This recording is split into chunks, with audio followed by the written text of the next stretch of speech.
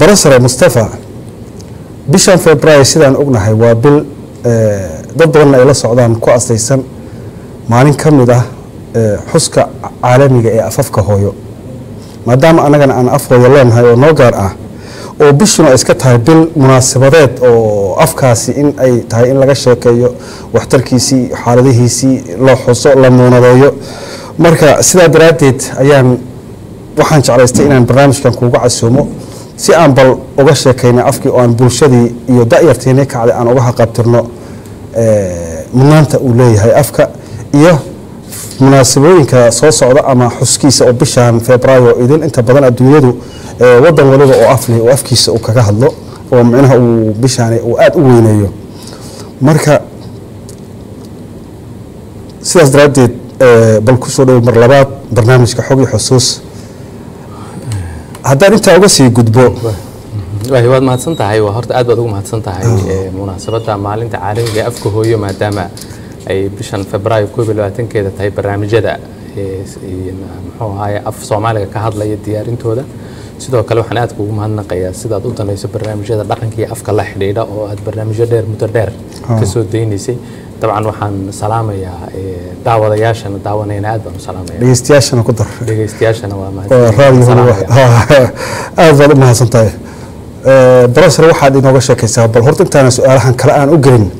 af Soomaaliga iyo isirkiisa iyo sooyaalkii uu soo maray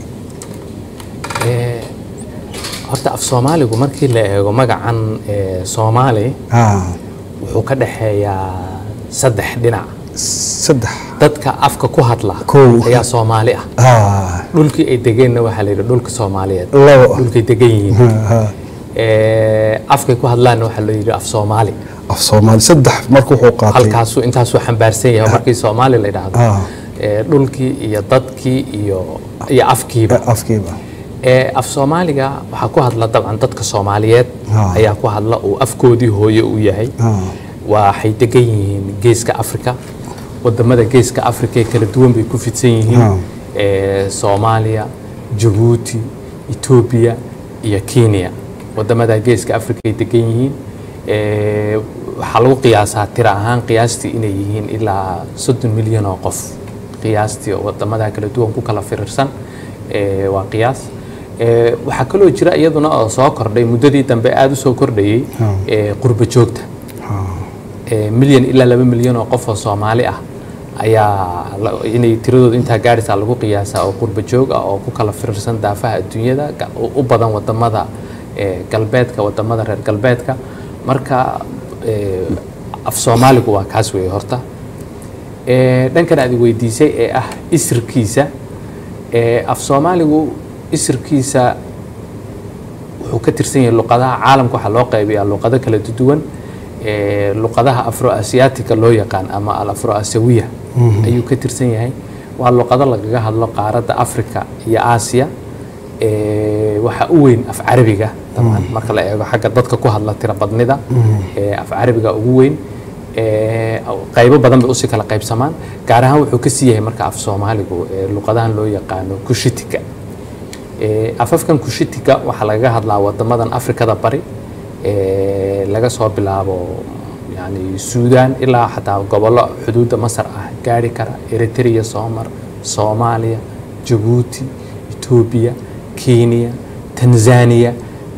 muxuu ahaayay wadamadaas oo dhan Rwanda iyo Burundi iyo Congo kuwa kuma jiraan kuwaas kuma kaas ma Kushitiku xagga ma gaadho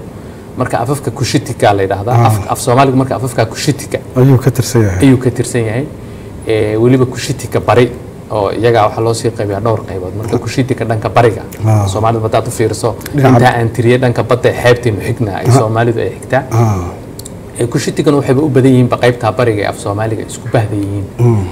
afafka Kushitiku waa ilaa 29 af ayaa lagu tiraa ayaa ay tiradooda imika ay tahay waxa ugu weyn afka Oromada oo tirada dadka ku hadla marka la eego oo dhici karto ilaa 40 milyan ama ka badan inay yihiin waxa ku xiga af Soomaaliga xagga tirada marka la eego kaalinta labaad haddii la eegana afafkan kushitika boqolkiiba 90 waa oromada iyo soomaalida inta kale soo hadhayba waa wax yar macnaha tira ahaan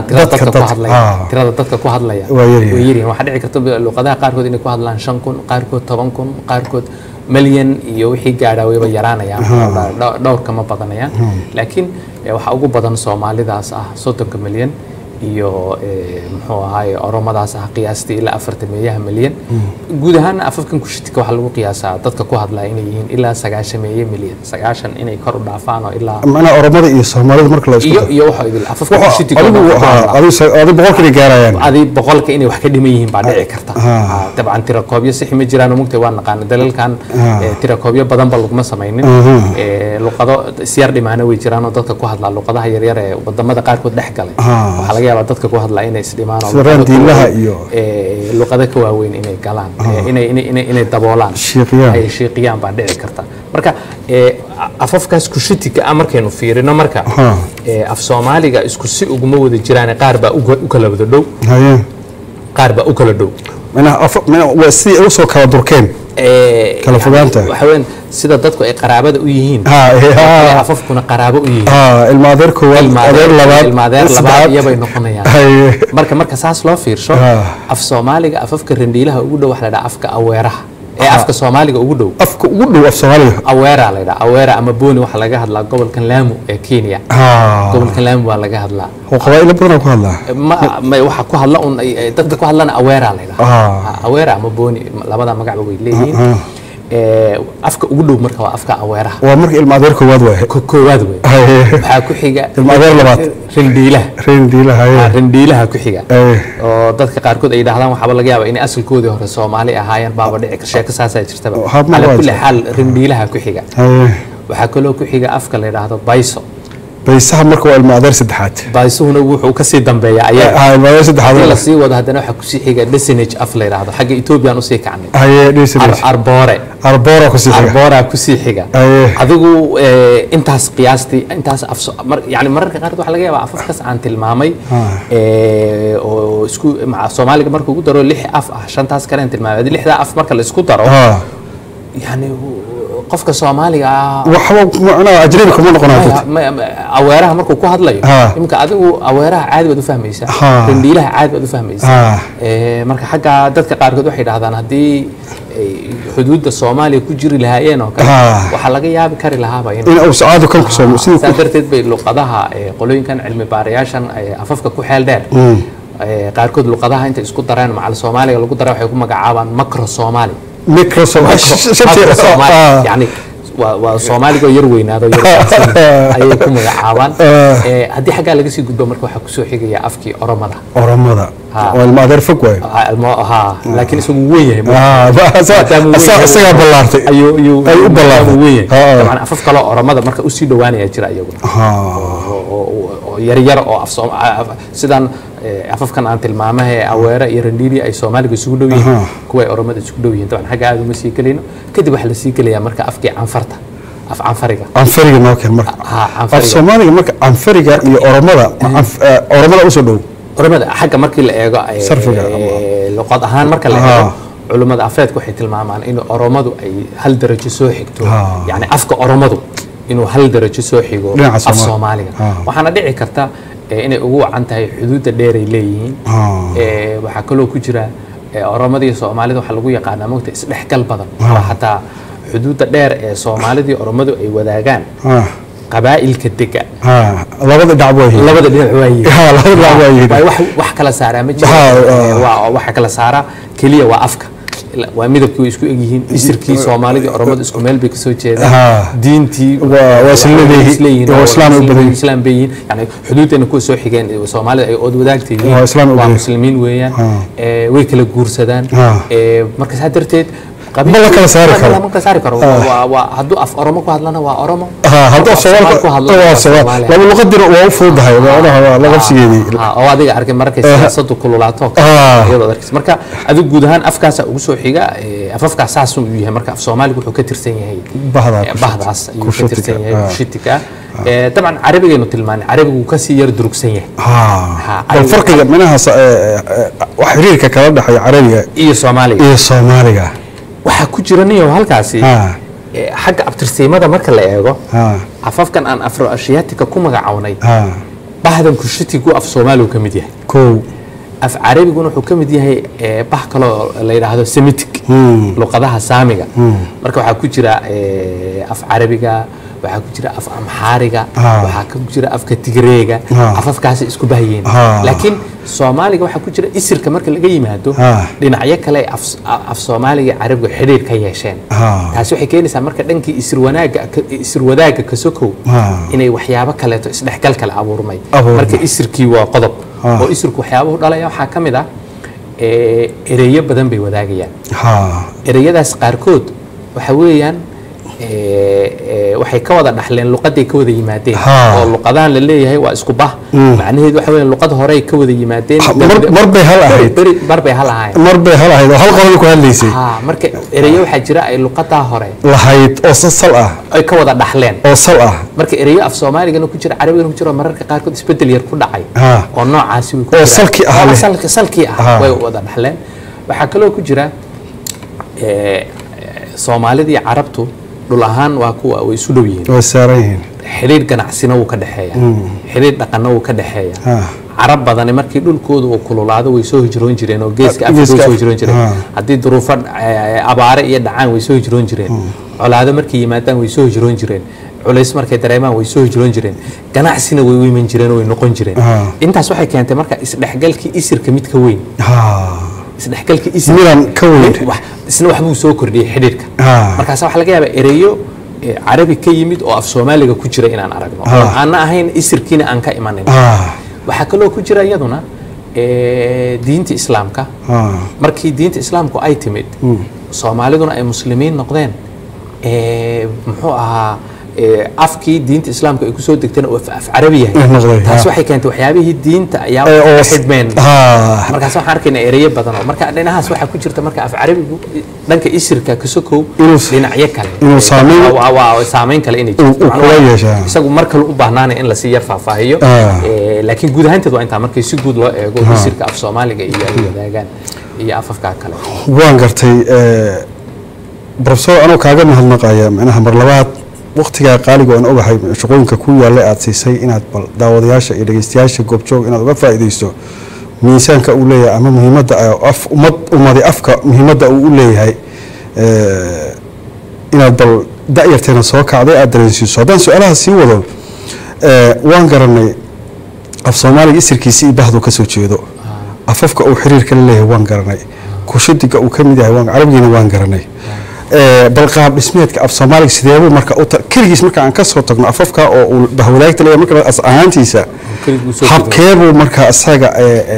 u saan qaaday kobciisi ama soo yaal ahaan marka dadka ku hadlayaashiisa la fiiriyo wallahi sibeen u eegi karnaa af Soomaaliga dadkan Soomaalidu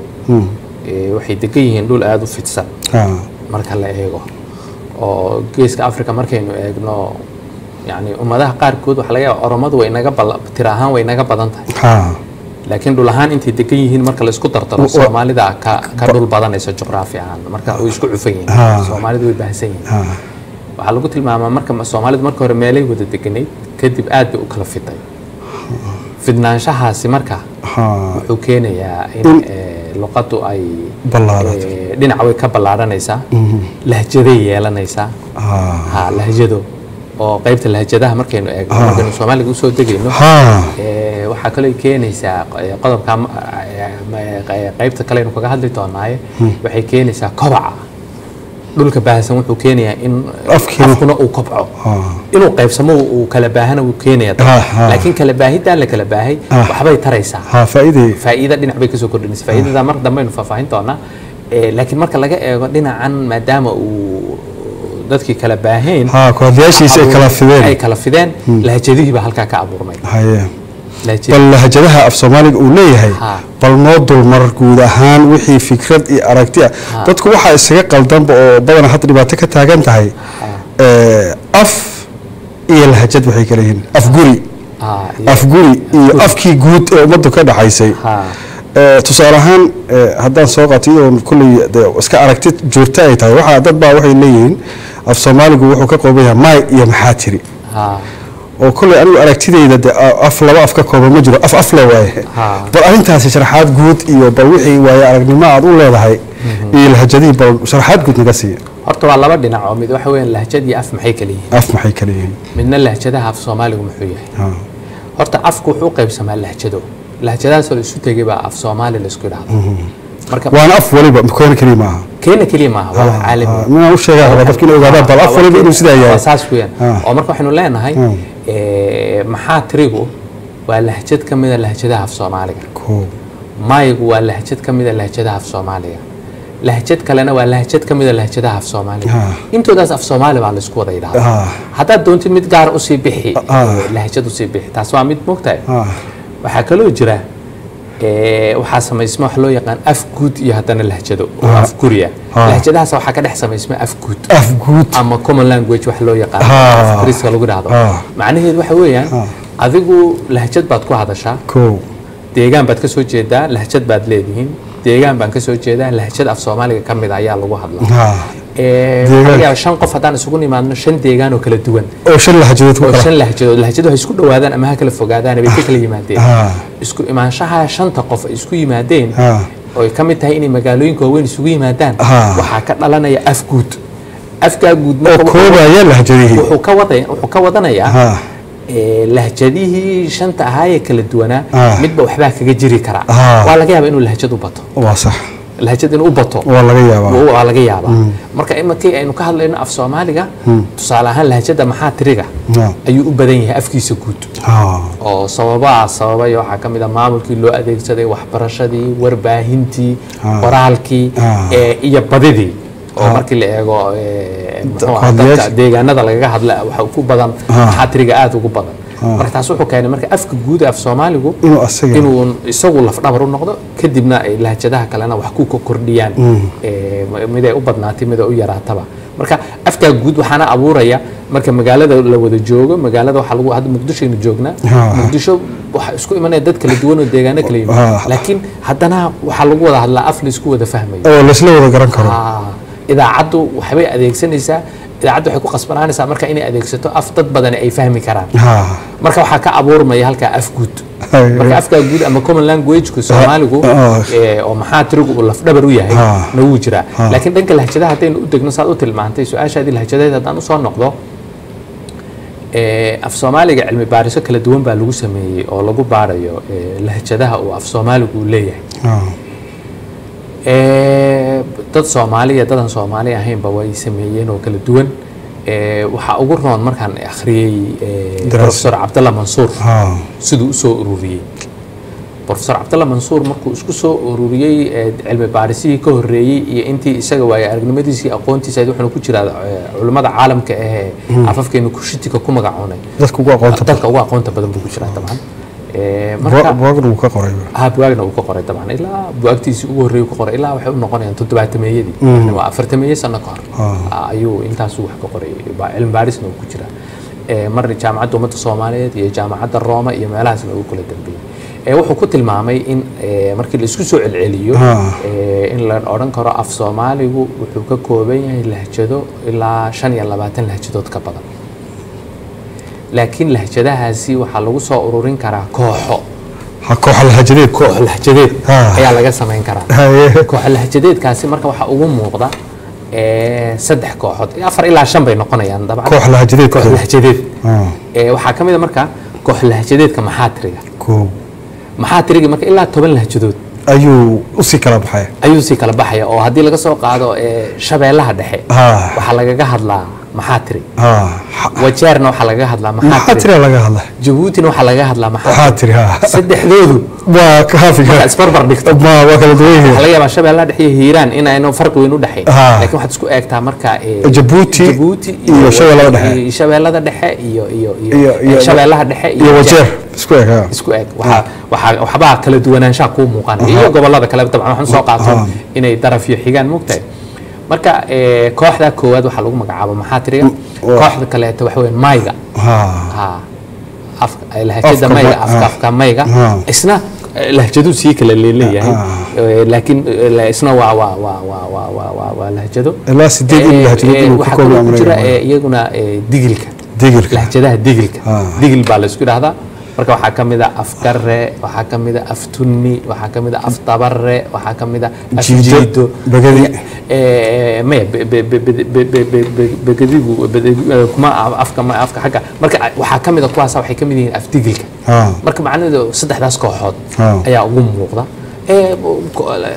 laba kaleetiin way sii jirjireen laakiin ala kulli xaal lahjadahaas marka la isku dardaro waa 25 قياستي 5 bay ka badiyeen طبعا waxa jira culimo ka sii badso ilaa kontomeeyo laakiin way sarrifeen hawaasi sarrifeen markii la eego lahjadahaas marka waxa ugu ballaaran lahjadaha kooxdan lahjadahan ku magacawnay maxaa tiriga oo deegaanka Soomaaliga Soomaalidu ay degan tahay waxay ku hadlaan lahjadahaas maxaa tiriga maayga iyo digilka wuxuu ku urursan yahay labada webi Shabeelle iyo Jubba dhexdooda ayuu ku urursan yahay oo shabeellaha hoose markii joogno waxa ku badan digilka afka digilka maygana wixii kor shabeellaha hoose waa laga hadlaa bay waa laga hadlaa bakool waa laga hadlaa iyo gobollo kale taban hadda gobollada ugu waaweyn baan sheegnaa mugtay laakiin xuduuddu halkaas jubbada dhuxul dhinac ka soo gelaya yani meelahaas oo dhan marka adiga ala kulli xaal waxaan u jeednaa in webiga labada webi shabeelle iyo jubba dhexdooda ayay marka taasna waa qaybtii lahjadaha oo af Soomaaligu uu ka kooban yahay taa luqadahana way sheegay taban markii waxa xusid mudan oo halka ay taynaan ku baraarujino markaynu leenahay lahjad marka la oranayo iyo afguud marka la leeyahay kama turjumayso kala fiicnaan iyo kala xumaan waxay ka turjumaysaa nooca adeegsiga anigu marka aan masalan aan xaafadeyda joogo afka aan ku hadlayo aan kula hadlayo caruurtayda iyo dadka jooga qoyska wuxuu noqonayaa lahjad laakiin markan adiga ku imaado aan bulshada soo dhax galo oo bulshada aan soo dhax galo oo deegaan kale ka soo jeedo tusaalaha markaynu wada hadlayno ka aan kuula hadlayo ayaa afguud noqonaya macnaheedu marka maaha labadood inay kala fiican yihiin ama iskhilaaf ay kala ma aha waxa ku jirta kana san ana u adeegsaday intan gaarka bulshadan qaybta kamid ah gaarkood u adeegsaday kana markii qaybo kala duwan isku yimaadaan ayay waxoogaha sare u yar qaadayaan sheekada markaas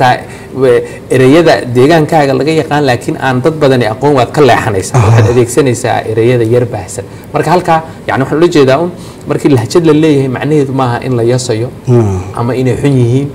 ama afguud markii la leeyahay in la amaanayo ama inuu fiican yahay midna maaha luqadda waxa loo adeegsadaa in la isku afkarto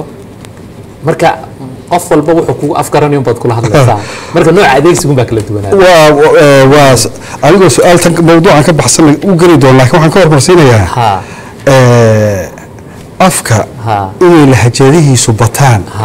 ma faa'iida ugu jirta mise khasaara ugu jirta bal taasi inaad bal ayada la dul istaagto ilaan afaf waxaa jira lahjadooda haddii la tiriyo 3 aan ka badnayn afafka caalamka markaan u fiirino kuwo 4 5 yeelanaya afaf balhajadihiisu ay 20 kor u dhaafeen macnaha mahodantooya oo macnaha afkaasi magweyni iyo wuxuu baaxad ayaa u keentay in oo lahjadihiisa ay bataan midkan yaraadayna ma koobnadiisa ba arintaasi bal horta lahjadaha waxa sababa waxyaabaha sababa afku inuu lahjad kala noqdo tusaale ahaan markii deegaanka la degan yahay uu ballaaran yahay lahjaduhu way samaysmayaan waxa jira afku farxamaya marka wuxuu la mid yahay waa noole marka wuxuu la mid yahay sida waalidku uu dhalo caruur tarmo kale ayuu u tarmaya laakiin waxa jira waxyaabo isku soo celinaya afka iyo waxyaabo lahjado kala sameynaya tusaale ahaan labada qof ee walaalaha ah laba qof oo walaalo aqal ka soo wada toosay waxa laga yaabaa midna inuu u shaqo tago suuq ganacsi inuu u shaqo tago laba walaalo aqal ka soo wada kacay mid kalena inuu u shaqo tago garaash baabuurta lagu sameeyo oo makaaniga mid saddexaad haduu jirana waxa laga yaabaa inuu u shaqo tago jaamacad goob waxbarasho inuu tago ereyada lagu adeegsado garaashka ereye gaar waxa jirta oo ninkan waxbarasho yaqaanaan qolooyinkaas markii jaamacad iyo meelaha la soo galiyo bahda aqoonta ereyo gaar adeegsadaa jira oo gaar ah suuqa marka la tago ereyo la adeegsadaa jiro hadaynu hadda aynu tagno aynu dhici karto inaynu fahmi weyno iyagu se way yaqaanaan saddexdoodaas markay tagaan meelaha ay kala galaan waxaa abuurmaya waxyaabo kala jiidaya oo afkoodu inuu kala duwanaado saddexdii meelood ay ka shaqeynayeen baa sababta keenay ay u sabab noqonayso markay habeenkii aqalkooda u soo wada hoydaan aqalkaa isu keenayna isu soo dhaweeyay kii kale oo isu soo dhaweyntu keenay haddii hadhow ay wax bataan waxaas way kala abuureen marka waxaan ula jeednaa deegaanka kala baahan ayaa lahjada kala baahan lahjadaha waxyaabaha deegaanka kala baahsan wuxuu keenayaa inay lahjado kala duwan la yeesho habnololeedka ay dadku u kala nool yihiin wuxuu sahlayaa in iyaguna ay lahjado kala duwan yeeshaan tusaale ahaan xoola raacatadu waxay adeegsanayaan ereyo ku saabsan xoolahooda beeraleyduna waxaa ku badanaya ereyo beerahooda iyo waxyaabaha nooca shaqada ay qabanayaan mid walba ereyo gaar u yeelanaya dabatada ama ugaarsatada dadka sidoo kale marka waxay keenaysaa kalluumaysatada marka nooca bulshada la yahay wuxuu keenayaa in lahjado kala duwan ay abuurmaan waa qodob moogtahay magaalooyinka waaweyn ee la isugu imanaya samaysankooda wuxuu keenayaa afka inay isku soo celiyaan gurigii haddana isku soo celinaya oo markii aan ka soo qaadno magaalo weyn marka la joogo magaalada weyn ee la joogo hadda waxaynu joognaa xamar soo ma qofka jooga afgooye iyo ka balcad jooga lahjadoodu way kala duwan tahay laakiin isku imaanshahooda muqdisho isku soo dhaweeyaan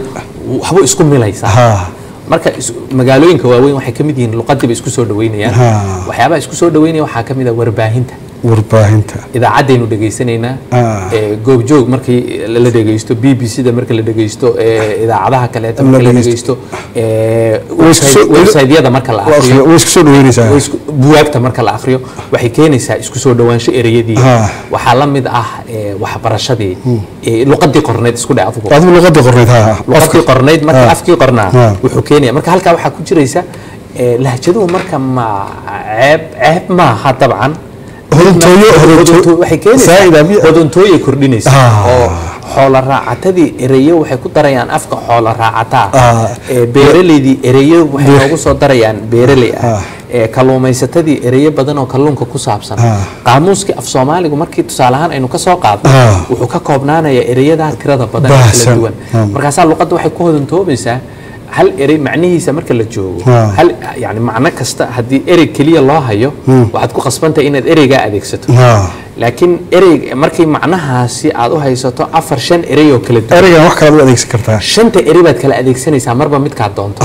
5toodaas midba waxbuu ku yar fiican yahay waxay la mid tahay waad qadaysaa mar bariis baad ku qadaynaysaa mar baastad ku qadaynaysaa mar soor baad cunaysaa mar wax kale aad cunaysaa ka waran waa ereyadii markasta haddaad bariis ku qadaynaysaa waa dhibaatadeeda leh hal erey haddii la adeegsan lahaa keliya la taagnaan lahaa laakiin marka saa darteed suugaanta marka la gaaro marka buug la qorayo marka sheeko la qorayo waxay keenaysaa waxay ku sahlaysaa in ereyadii qofku uuna ka daalin marba mid kale farqi yar baa ereyada u dhaxaynaya hodantinimaday ka mid noqonaysaa oo ereyadii markaynu ka hadlayno marka haddaynu nidhaahno tusaale ahaan subax iyo aroor iyo waa beri iyo oog iyo wixii kaloo la mid ah dhowr kale la sii heli karaa dhowr kale la sii heli karaa tusaale waxaan intoodaas waa isku mid afarta waa isku mid haddana isku mid ma aha oo haddaan idhaahno oogtii iyo subaxdii yaa horeeya daawadayaal toddobaadkan waxaan halkaa kusoo gabagabeynayaa qaybtii koowaad waraysi dheer oo aan la yeeshay barasare Mustafa Cabdullaahi Fayruus